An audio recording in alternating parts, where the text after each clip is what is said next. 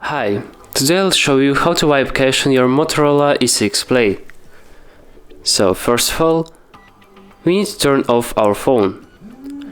Then let's press and hold the volume up button and the power key.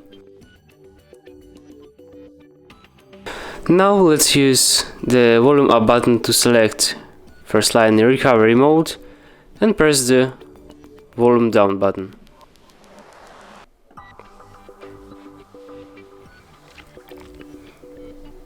Now use volume down button to select wipe cache partition and press the power key. Now select yes, power key, and let's reboot our system. So press again the power key.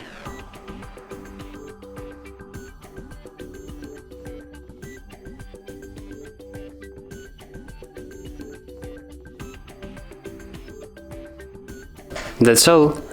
Now you know how to wipe cache. Press like, subscribe to our channel, and see you next time.